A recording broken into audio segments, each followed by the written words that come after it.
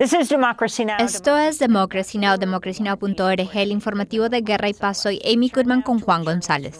Pasamos ahora a entrevistar a un periodista de El Salvador que ha abandonado su país junto con otros colegas del medio digital El Faro después de que el presidente salvadoreño Nayib Bukele amenazara con arrestarlos a todos. Una fuente confiable en El Salvador le dijo a El Faro que la Fiscalía General, controlada por Bukele, está preparando al menos 7 órdenes de arresto contra periodistas de El Faro, luego de que este medio publicara una entrevista con 2 exlíderes de la banda criminal Barrio 18 Revolucionarios sobre la relación que Bukele ha mantenido durante años con las pandillas del país. Bukele ha dirigido el país desde 2022 bajo lo que se conoce como estado de excepción, supuestamente para debilitar a estas pandillas. En el marco de esta política, las autoridades salvadoreñas han detenido a casi 80,000 personas, en gran parte sin acceso al debido proceso, acusadas de ser miembros de las pandillas. Organizaciones de derechos humanos informan que al menos 250 personas han muerto en las cárceles de El Salvador durante la guerra contra las pandillas de Bukele. Mientras tanto, Bukele está colaborando estrechamente con el gobierno de Trump para mantener detenidos a inmigrantes que han sido enviados desde Estados Unidos al tristemente célebre CECOT de El Salvador. En un minuto nos acompañará el editor digital de El Faro, quien huyó de su país, pero primero veamos este extracto de una de las entrevistas del Faro con un pandillero llamado Charlie Cartagena, quien a pesar de tener una orden de arresto en su contra y ser reconocido como un claro líder de los Barrio 18 revolucionarios, fue detenido y luego liberado tras una misteriosa llamada telefónica en 2022 durante el estado de excepción en El Salvador. Todo esto te digo de que esa es una subdelegación la que está en Antiguo Cuscatlán. Entonces ahí no es Bartolina, o sea, vos estás ahí y pues, o sea, ya anteriormente ya me habían tomado la foto, estaban redactando. Yo solo escuché cuando le dijo el encargado de ahí, ¿ya subiste la noticia? No, le dijo, todavía no, ya casi la subo, que no sé qué. Cancelala, le dijo. Cancelarla, le dijo, ahorita no, le dijo. Y ya se quedaron ellos, ¿y por qué? Que no sé qué, que no sé cuánto. Y ya solo le dijo, ni modo, le dijo, son palabras mayores, dijo. Son palabras mayores, ajá, o sea, ahí no podemos hacer nada, le dijo. Y pues de repente pues cayó la llamada, viejo. O sea, cayó la llamada y se me quedaron viendo y me dijeron, solo dijeron, quítenle las esposas. Bajo el liderazgo de Bukele, la caída de la tasa de homicidios en El Salvador ha ido acompañada de un aumento de las desapariciones forzadas. Este tema se trató en la entrevista de El Faro con un expandillero de la banda Barrio 18, que se hace llamar Little Man, en la que explica cómo se manejaron los asesinatos presuntamente bajo las órdenes del director de reconstrucción del tejido social del gobierno de Bukele. Que es que mira, loco, puchica, hablarte de estos puntos son bien delicados, loco, porque es como yo hacerme acreedor de algo que quizás sí lo sé, pero no te lo puedo decir, porque así es, pues ya me entiendes. Ya no te voy a decir nunca se dio un homicidio, pero se dijo con marroquín, si se hace algo sin cuerpo no hay delito, con eso te digo todo. Ya. Con eso te digo todo, sin cuerpo no hay delito. No body, no crime. Sin cuerpo no hay delito. Para más información nos acompaña desde una ubicación no revelada Néstor Rauda Sablá, editor de contenido digital de El Faro. Nelson y 6 de sus colegas enfrentan posibles órdenes de arresto por sus informes sobre los pactos de Bukele con las pandillas salvadoreñas. Su nuevo artículo de opinión para The New York Times se titula Por fin el mundo se da cuenta de lo peligroso que es Bukele. Nelson, bienvenido a Democracy Now! Explique por qué usted y sus colegas han abandonado El Salvador, la importancia de estos videos que han publicado y lo que esto dice del presidente salvadoreño. Bueno, nosotros salimos del país preventivamente antes de algunas publicaciones como estas. Obviamente no esperábamos que existiera esta reacción tan violenta, pero lo entendemos porque el presidente Bukele se está vendiendo por el mundo, especialmente en Washington, como el consultor de seguridad más importante, ¿no? Él ha ofrecido hace poco arreglar los problemas en Haití, ofrece arreglar los problemas en Estados Unidos. Y entonces lo que nosotros decimos es mostrarlo negociando pactando con estas organizaciones criminales, y eso va directamente contra la narrativa de que él es el protector de la familia salvadoreña, de que él es el héroe en esta historia, cuando él, a través de todo su ascenso político, desde que fue alcalde de San Salvador y ahora que es presidente, ha hecho pactos con estas organizaciones criminales, con organizaciones que Estados Unidos considera terroristas. Nosotros salimos y no hemos retornado a El Salvador, pero pensamos hacerlo porque nos informaron de que se estaban preparando 7 órdenes de arresto en nuestra contra por colaborar con pandillas y por hacer apología de pandillas. Y eso es una acusación absurda porque lo hacen porque nosotros hablamos con estos líderes pandilleros que tienen orden de captura. Pero la única razón por la que podemos hablar con ellos es que el gobierno salvadoreño les ayudó a escapar del país y en el caso de Charlie lo liberó directamente de una delegación policial.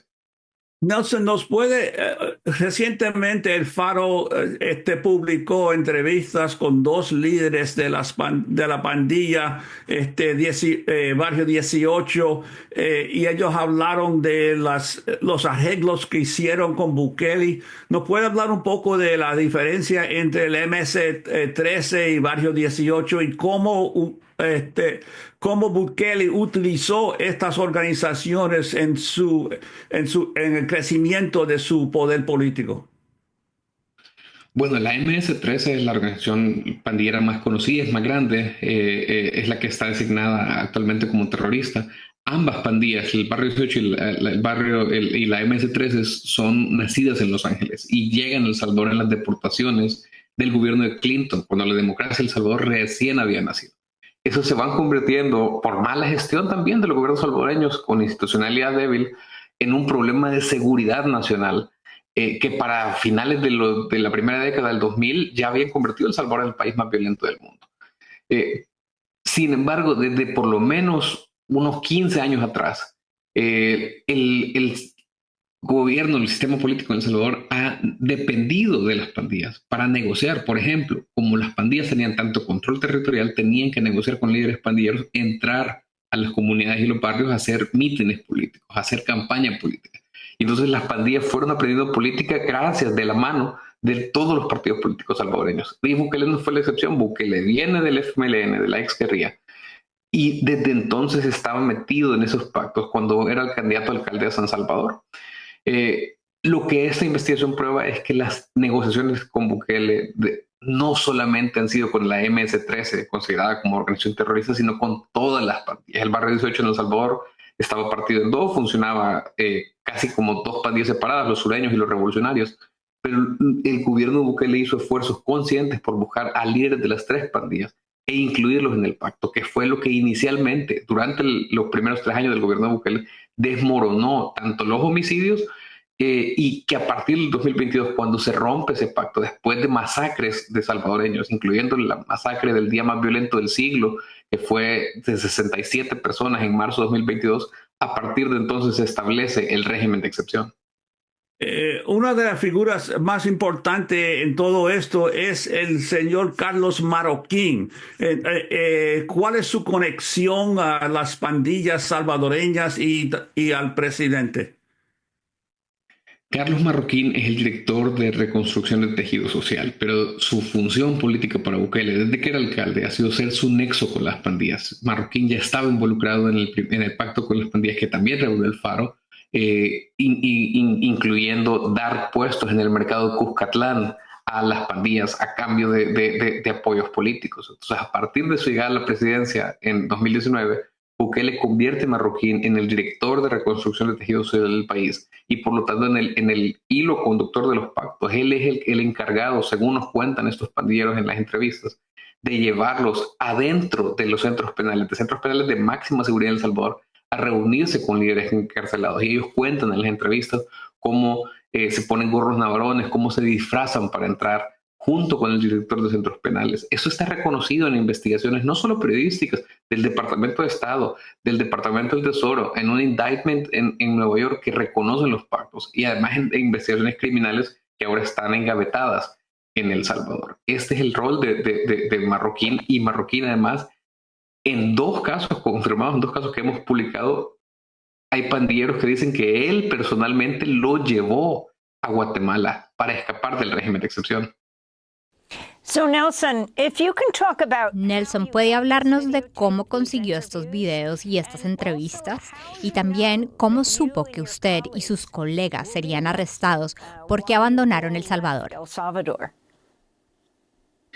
Sí, bueno, nosotros en enero, esta es una implicación que lleva meses de preparación. En enero de este año, un equipo del Faro se desplazó, se movilizó a 2 ciudades diferentes para realizar estas entrevistas y desde entonces ha sido un proceso intenso, es decir, no fuimos a ponerle el micrófono a unos criminales, sino que verificamos, hicimos nuestro trabajo, pues verificamos lo que dijeron, contrastamos, buscamos documentos y lo publicamos de esta manera, que sabíamos que creíamos que iba a tener un impacto distinto porque verlo hablado, obviamente en estos tiempos tiene un impacto distinto. Lo que supimos, nosotros publicamos esto a partir del 1 de mayo, el 1, el 2 y el 3 de mayo.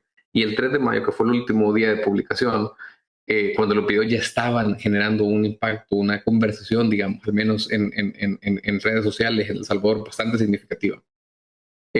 Supimos de una fuente confiable que se estaban preparando 7 órdenes de arresto. Para ese momento, la mitad de los que estábamos involucrados en la publicación habíamos salido del país, otros salieron después.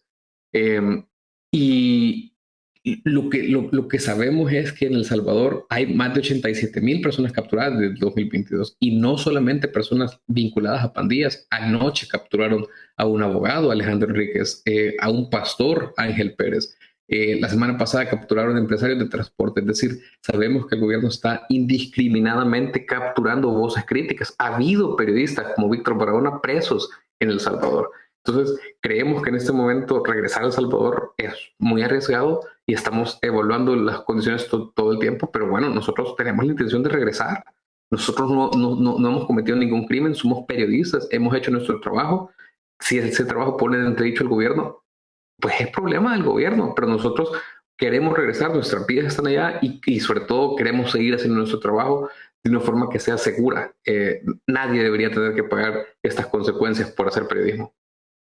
¿Nos puede hablar un poco de cómo el gobierno de Bukele, no solamente la represión, pero la vigilancia que desarrolló en términos de periodistas, que por ejemplo casi todo el personal de El Faro estaba sujeto al software espía de la compañía de Israel, NSO Grupo? ¿Nos puede hablar de cómo estaban vigilando a sus trabajos? Sí, bueno, yo creo que las órdenes de captura son simplemente la última manifestación de una persecución sistemática del periodismo del Faro desde que Bukele llegó al poder. El Salvador ha perdido 70 puestos en el ranking de libertad de prensa de Reporteros Sin Fronteras desde el 2018. A nosotros en 2020 el presidente Bukele anunció en cadena nacional que nos investigaba por lavado de dinero. Desde entonces empezaron 4 auditorías distintas en el Ministerio de Hacienda. Ese mismo año nos acusaron en un caso montado por una página bajo control del gobierno de Bukele de haber participado en una violación y fuimos citados a la fiscalía por eso. En 2021 nos enteramos de que 22 miembros del Faro habían sido infectados con el software israelí Pegasus, que es un arma militar de espionaje. Es decir, nosotros hemos venido documentando y diciendo esto a cada paso y creo que no es ningún secreto que hay periodistas del Faro que han estado fuera por largos periodos de tiempo en El Salvador. Entonces nosotros sabíamos que estamos decidiendo hacer periodismo en una dictadura, que es como consideramos a Bukele, un gobierno donde no hay contrapesos, donde él controla todas las ramas del Estado. Pero decidimos seguir haciendo nuestro trabajo a pesar de los riesgos porque creemos que la gente salvadoreña, creemos que, y ahora que el mundo está viendo El Salvador, creemos que la gente merece saber la verdad, que la propaganda es mentira y todo lo que está pasando en El Salvador. Nelson, cuando grabamos la entrevista en inglés, usted terminó citando los nombres de personas que han muerto en prisión. ¿Puede decirnos los nombres de esas personas, quiénes son y qué les ocurrió? What happened to them? Hay muchas muertes en prisión. Estaba pensando en los casos más recientes. Roberto Jaco es un empresario del transporte que fue encarcelado arbitrariamente después de que el presidente Bukele ordenara un arresto masivo de empresarios del transporte.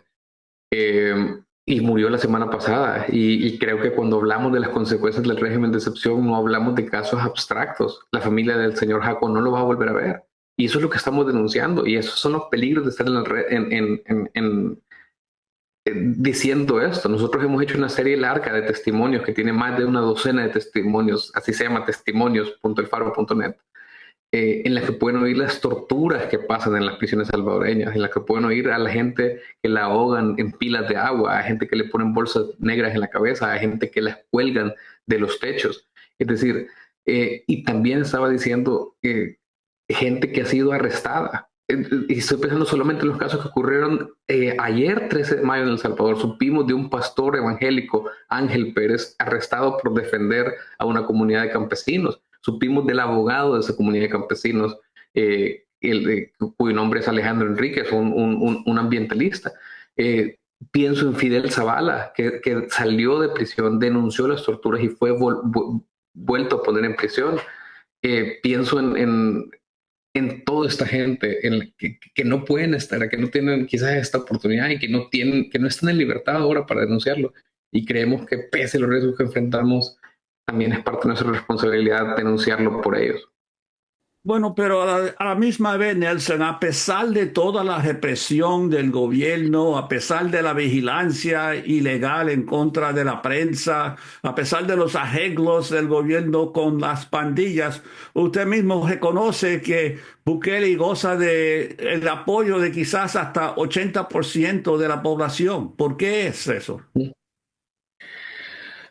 Bukele ha sido un publicista muy efectivo, pero yo creo que ahora mismo la base de su popularidad es que el régimen de excepción logró desarticular el control territorial de las pandillas.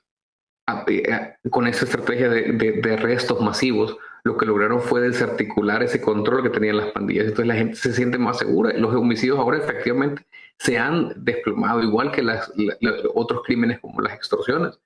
El asunto es que el precio de eso, o sea, los salvadoreños cambiaron seguridad, aceptaron seguridad a cambio de sus derechos, a cambio de la democracia. Entonces, ya no hay democracia en El Salvador. No se puede objetivamente hablar de El Salvador como un país democrático. Y eso es un problema que más y más salvadoreños van descubriendo poco a poco. Pero ahora ya no hay nada que hacer. Ahora todas las instituciones están bajo control y nosotros hemos tratado de advertir de que esto ocurriría por años, por años. Pero así funcionan las cosas. Es decir, nadie es profeta en su tierra, ¿no? Pero ahora mucha gente, cuando tienen una necesidad, cuando están siendo desplazados y no hay un juez independiente ante el que elevar una petición, cuando les arrestan a un familiar inocente, cuando ellos mismos son arrestados, están viendo los peligros de tener un régimen como este y de tener, aunque Bukele diga que es un dictador cool, sigue siendo un dictador y ningún dictador es benevolente. Nelson, can you talk about the significance of the U.S.-Salvadoran relationship? Nelson, ¿puede hablar de lo que implica la relación entre Estados Unidos y El Salvador? Trump ha enviado a cientos de inmigrantes a la prisión Secod de El Salvador en medio de todo lo que usted ha descrito y presuntamente, como dice su artículo en The New York Times, acordó pagar a El Salvador unos $6 millones, no se sabe si más, los cuales Bukele dice que ayudarán a que el sistema penitenciario en El Salvador sea autosostenible. ¿Qué significa todo esto? Bueno, Donald Trump está legitimando regímenes autoritarios en todo el mundo y obviamente es un gran espaldarazo a la gestión de Bukele, pero tenemos que ver también los intereses de Bukele en esto. El dinero no creo que sea el principal interés. Bukele mismo ha dicho que el sistema de cárceles cuesta $200 millones al año y que este arreglo le reporta 6 millones. Tampoco no es una cantidad significativa, son como 3 puntos porcentuales. En realidad lo que Bukele está haciendo es buscando protegerse, porque a través del pacto lo que está haciendo es pedir de regreso a líderes de pandilla que pueden ser testigos clave en un juicio en Nueva York, contra Bukele y contra las negociaciones de su gobierno. Ese es el principal interés. Entonces, lo que tienen que entender las personas en Estados Unidos, los ciudadanos estadounidenses que pagan sus impuestos para enviar migrantes a esta mega prisión salvadoreña, es que están haciendo negociaciones o que le están pagando a alguien que se ha sentado a negociar con criminales, alguien que ha tenido pactos muy estrechos que incluyen incluso la liberación de pandilleros, la liberación de ellos, y esa es la razón por la que están en otros países, entre otras cosas la razón por la que nosotros pudimos entrevistar a 2 de ellos. Están financiando a un régimen que tiene pactos con terroristas y que ha cometido crímenes. Eso no lo decimos nosotros, están sancionados. El director de prisiones de El Salvador está sancionado por Estados Unidos. Carlos Marroquín, que él ha admitido de su propia voz sacar líderes pandilleros y llevarlos a Guatemala.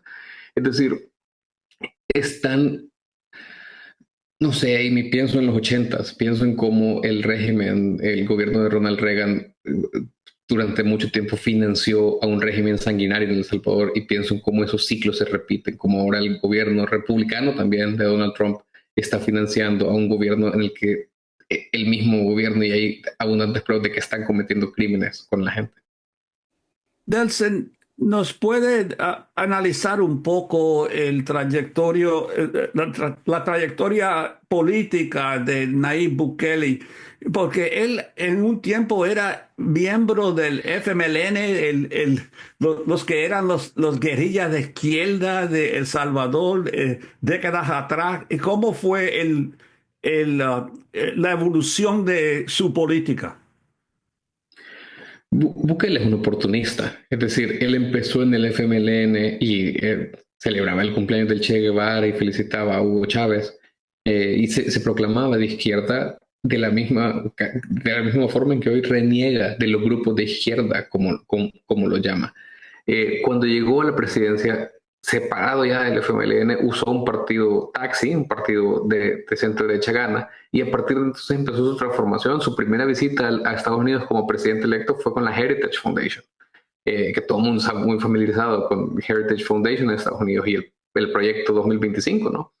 Y a partir de ahí empezó a cambiar paulatinamente hasta que ahora Bukele aparece en CIPAC, es una estrella conservadora, y reniega de todo lo que fue él. Yo quisiera ver un debate entre el Bukele de hoy y el Bukele de hace 12 años, porque son personas diametralmente distintas. En realidad lo que es que es un oportunista.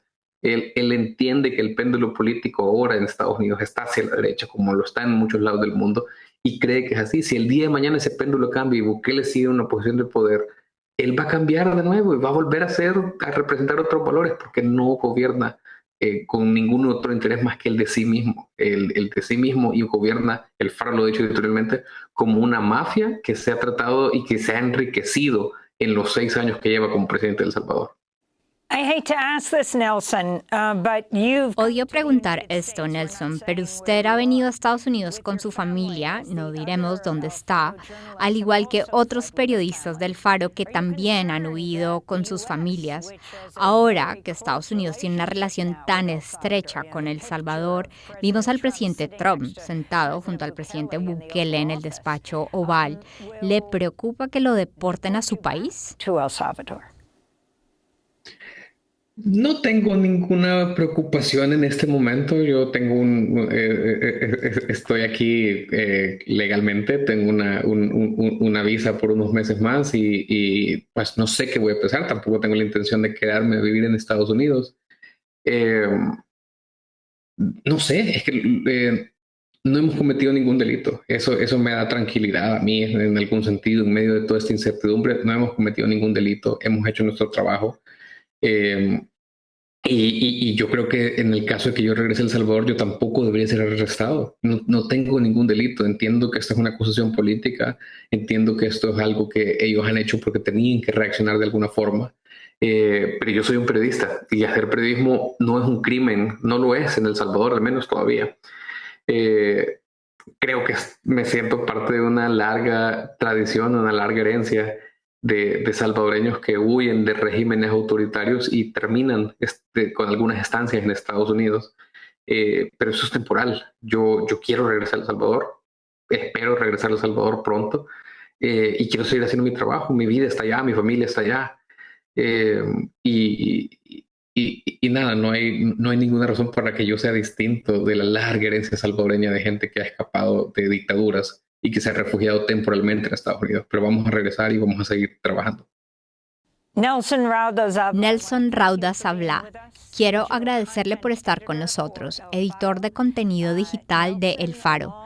Nelson y 6 de sus colegas enfrentan un posible arresto en El Salvador. Para ver nuestra entrevista en inglés puede ir a democracynow.org. Soy Amy Goodman con Juan González.